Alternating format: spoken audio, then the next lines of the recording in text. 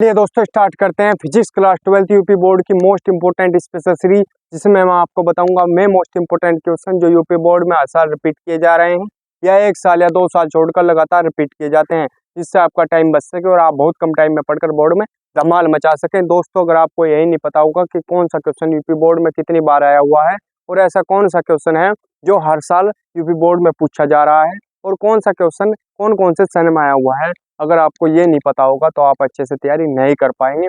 और इसका main reason क्या होगा, इसका मेन असर क्या पड़ेगा आप पे कि आप जो है इम्पोर्टेंट पोर्शन जो है आपका वो सब छूट जाएगा और आप सब एक्स्ट्रा पढ़ने के चक्कर में रह जाएंगे। तो इस समस्या को दूर करने के लिए मैंने अध्ययन किया पिछले 8-10 साल के जो अनसोल्ड पेपर हैं यूपी बोर्ड में आए हुए उन सब का सभी विषयों का। तो उसमें मैंने ये पाया कि जो यूपी बोर्ड है वो 95% जो पेपर है वो पिछले जो 7-8 साल हैं उनसे ही रिपीट करता है। तो इस चीज़ का हम ध्यान रखेंगे और इसलिए मैं सभी विषयों की स्पेशल सीरीज स्टार्ट कर रहा हूँ, जिसमें मैं आपको मैं क्वेश्चन बताऊंगा जो बोर्ड में हर साल रिपीट किए जा रहे हैं या 1 साल या 2 साल छोड़कर लगातार रिपीट किए जाते हैं।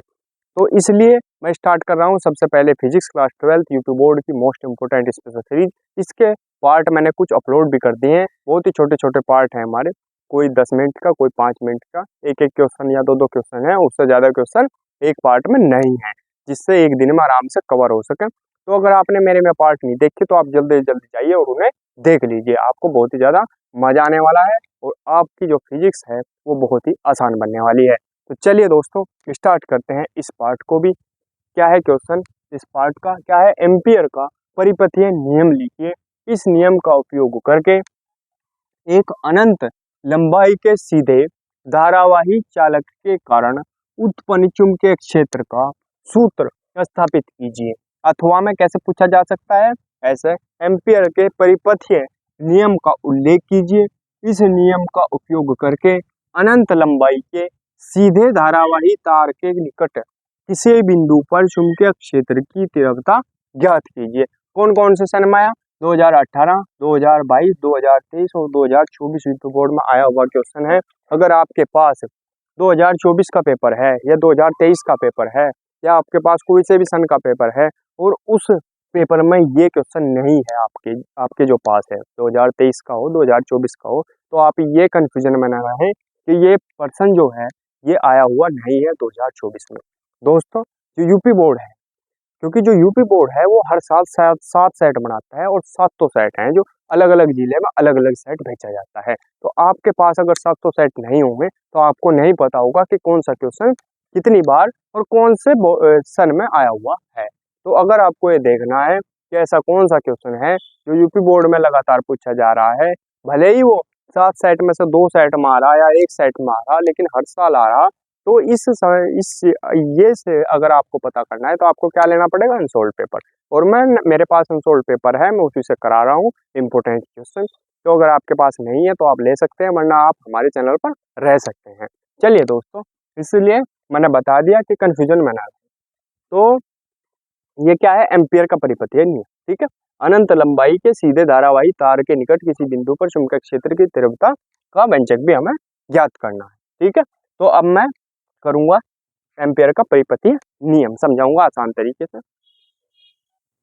चलिए दोस्तों देखते हैं एम्पियर का परिपथीय नियम क्या है, बहुत ही शॉर्ट में। क्या है, हेडिंग डाल लेंगे, आंसर लिखेंगे, हेडिंग डाल लेंगे, आंसर में एम्पियर का परिपथीय नियम लिखेंगे। इस नियम के अनुसार चुंबकीय अक्षेत्र प्रेरण बी वेक्टर का किसी बंद वक्र के लिए रेखीय समाकलन क्या, B vector dot DL vector वक्र द्वारा घेरे गए क्षेत्रफल से होकर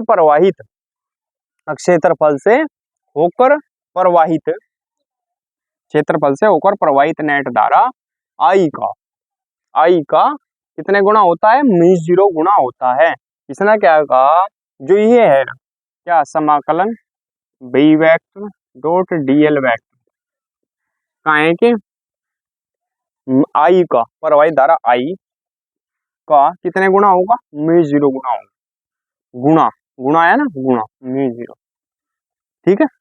और किसके बराबर होता है, देखो आप पढ़ के देखो, चुंबकीय अक्षेत्र प्रेरण बी वेक्टर का किसी बंद वक्र के लिए रेखीय समाकल समाकलन B vector dot DL vector वक्र द्वारा घेरे गए क्षेत्रफल से होकर प्रवाहित नेट धारा, होकर प्रवाहित नेट धारा आई का म्यू0 गुणा होता है।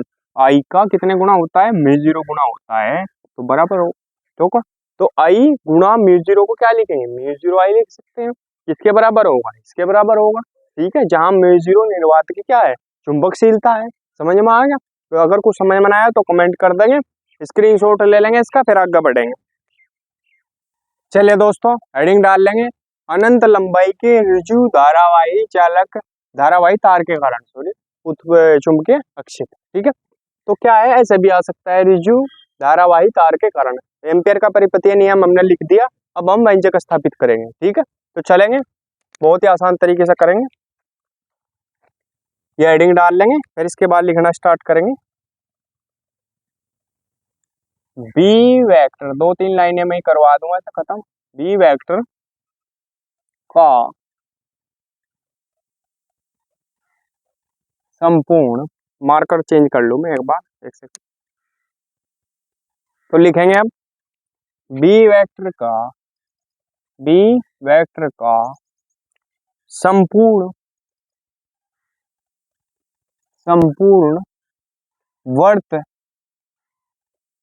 के लिए रेखीय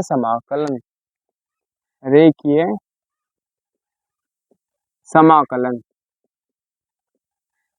ठीक है, रेखीय समाकलन क्या होता है? B vector dot DL vector, ठीक है, बराबर B D L cos theta होता है।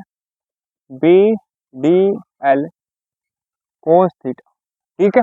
लेकिन क्या होता है, जो थीटा का मान है हमारे पास 0 है, अब लिखेंगे चूंकि थीटा बराबर 0, ठीक है, तो क्या हो जाएगा? समाकलन B vector dot DL vector बराबर समाकलन बी डी एल। क्यों? क्योंकि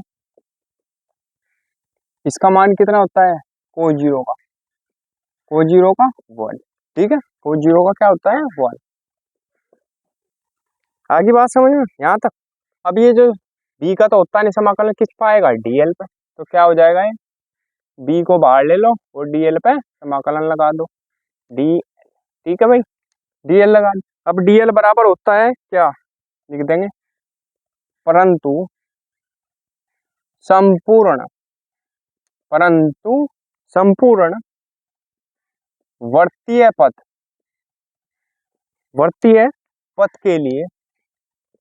के लिए क्योंकि वर्त है तो समाकलन डीएल बराबर होता है 2 पाई आर। ठीक है, क्या होगा? 2 पाई आर। तो ये रख देंगे इसकी जगह, इसकी, ठीक है, रखेंगे। तो क्या हो जाएगा हमारे पास? समाकलन B vector dot DL vector बराबर क्या होगा बताओ? बी गुणा इसकी जगह 2 पाई आर, ठीक है भाई, ये हो गया। एग्जाम मान लेते हैं हम समीकरण 1, ठीक है। अब परंतु एम्पियर का नियम क्या है हमारे पास? लिखेंगे परंतु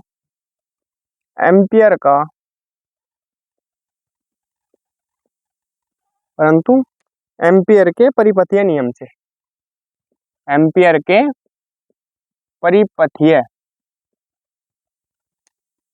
नियम से क्या है हमारे पास? एम्पियर का परिपथीय नियम समाकलन B vector dot DL vector बराबर म्यू0 आई, ठीक है। ये अब ये दोनों एक ही चीज के मान है, ये इसे मान लेते हैं समीकरण नंबर 2। तो ये दोनों मान भी आपस में एक दूसरे के बराबर होंगे, तो लिख देंगे समीकरण 1 व 2 से क्या हो जाएगा? 1 व 2 से बराबर होंगे। ये किसके बराबर हो जाएगा? बी गुणा 2 पाई आर बराबर होगा म्यू0 आई के। किसके बराबर होगा?